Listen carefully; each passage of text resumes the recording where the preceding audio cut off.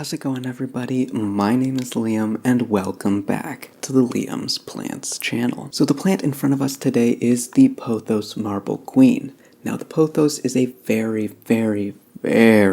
common, well-known plant. You guys have probably heard of plants such as the neon pothos, the golden or Hawaiian pothos. Those are probably the two most popular kinds. This is slightly different, but it shares a lot of the same characteristics. So pothos out in nature are aroids. They are either climbing up trees or vining down. They're pretty invasive in areas like Hawaii and Florida, so these guys are probably outgrowing everywhere there. You'll probably see them growing up the sides of buildings, up trees, crawling across the entire floor of open forest. These plants can be a bit of a problem if they are in the perfect environment for other plants around them, but in an indoor setting in a contained pot, this is a beautiful and almost necessary plant to have. Pothos Marble Queen is separated from the other pothos by its variegation pattern. It does have some nice creamy white variegation running throughout the leaves. You can see it sort of splotchy, and as my leaves have continued to increase in size and mature, I have noticed these leaves have become a lot more white than they were when I first got them. We'll get into a little bit of that later. Just like a lot of other aroids, as this plant can climb and reach for more light, better light, stronger light, more light, this plant will increase in leaf size. It can also begin to fenestrate. The little slits or holes in the leaves can begin to develop once the plant is mature enough. Leaves on pothos can get pretty monstrous out in the wild. They can be very large. Sometimes they're even confused with monsteras at mature form because of all the slits in the leaves, the size of the leaf, and the fact that they grow along with monsteras up trees up to the same height. There's a lot of pictures I've seen where people are like, wow, this is an amazing monstera, and it's actually a monstrous pothos. This plant is also incredibly easy to care for. One of the, if not the most resilient plant that I've ever owned.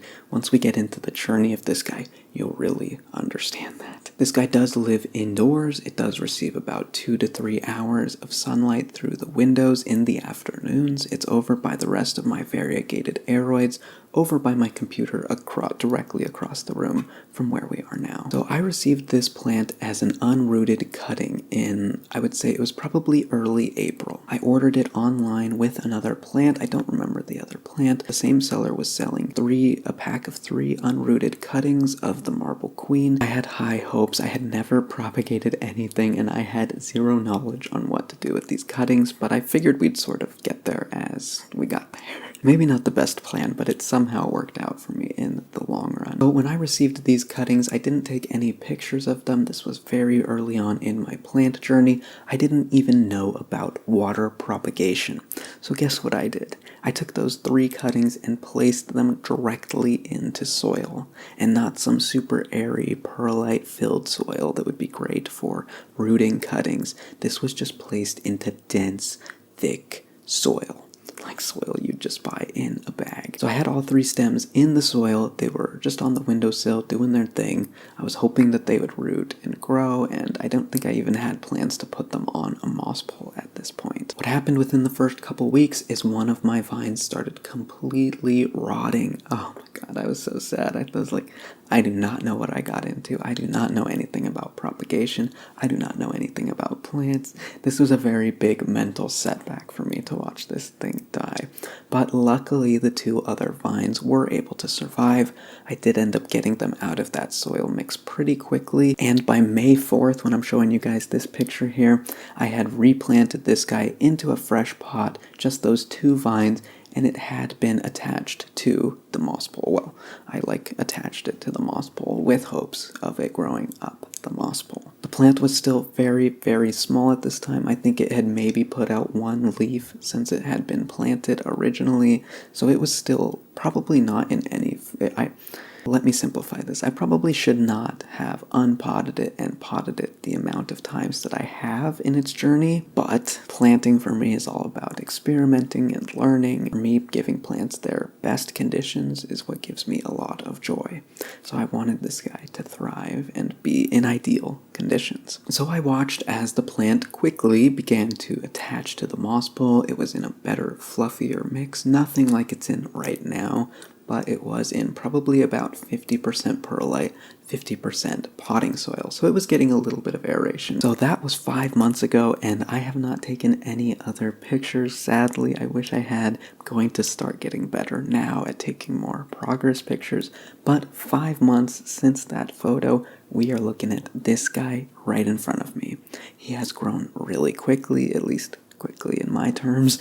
He's grown fast. He has actually grown quick enough to reach his second moss bowl. I did have to extend it about a month ago. And the color, the variegation, and the leaf size has all been getting better and better day by day. First couple leaves were a little bit smaller, which is to be expected from a cutting, sort of slightly reverting before it can expand again. So the first couple leaves it threw out were a little smaller, but these leaves that it started throwing out now are incredible. They are larger than the original leaves.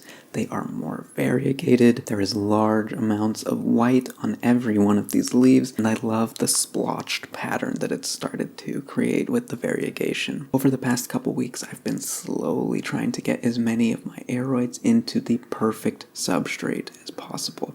And I know that's not ideal given the time of year and where I'm located, but in my opinion, getting plants into the ideal conditions is always going to be a benefit. So I planted this guy up into my premium aeroid mix, which is a mix of cocoa chips, orchid bark, perlite, pumice, leca, charcoal, and just about a handful or two of cocoa peat. Since doing that, the leaves feel really nice and sturdy. They have a lot of strength in them, a lot of resistance. They don't feel floppy and flimsy, which I did notice they were feeling. Even when they were healthy, they felt a little bit flimsy when they were in my previous soil mix. The leaves have a lot of strength and just a nice resistance to them, so they're definitely happier in this condition and suffered absolutely nothing by changing their environment. It's not like I was changing the environment and upping the pot size. I was simply refreshing the media with a more aerated, fluffier mix. So if anything, they're feeling exactly the same, but getting a lot more air to their roots. So they're loving life right now. My plans for the future of this plant are just pretty simple. I'm going to keep watching it climb up the pole. Hopefully once we hit 3 or 4 extensions on the pole, we'll start seeing some really much more mature leaves. I can't wait to get my first leaf with fenestrations. That's going to be really exciting. I don't know how much longer that's going to take. I'm okay with it taking time. I know this guy started out as just a little cutting, but it is going to be great to see this guy mature. When it comes to watering, Pothos are pretty easy. They like to dry out in between waterings, along with most of my aeroids in my experience. I do wait until I notice physical signs of dehydration. Usually for this guy, that'll be the lowest leaves. Will start to be a little flimsy, a little floppy. They won't have any resistance when you give them a little bit of a pinch test. They won't have any resistance. They'll just flop over. They'll feel very weak and flimsy. That's when I know it's time for water. And because of how aerated and quickly draining this soil mix is, I don't really have to worry too much about overwatering. All I do is keep the moss pole moist. I do actually need to water the moss pole today after this video. I can tell just by feeling the top, hearing how crunchy it is, that the moss is dry and needs to be watered. So I end up watering the moss pole a lot more than I water the pot. Lighting is pretty simple, like I said. It just gets about 3 hours of indirect light over across the room. These are southern facing windows. The light is pretty intense, but it doesn't get blasted by all-day sun by any means. I found that just pretty much anywhere the Pothos will enjoy. I haven't put it in a spot where it's been too unhappy with the light. Another great reason to look into Pothos. They can just tolerate a lot of indoor lighting scenarios that a lot of other plants couldn't. I have been fertilizing this plant every month along with all my other plants.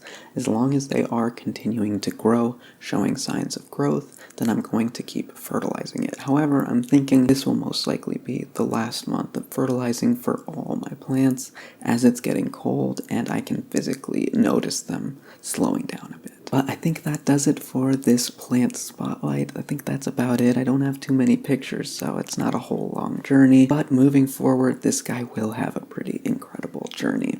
When we look at it twice this size, when it begins to fenestrate and look back at this time, it's going to be something pretty magical. So thank you guys so much for taking a look at my Pothos Marble Queen. This guy is beautiful, and I highly recommend looking into any sort of Pothos variety just because of how simple, easy, and rewarding they are. So with that being said, I hope your plants get some bright sunshine this week. I hope that you have a wonderful week as well. I will see you all next time. Take care. Bye-bye.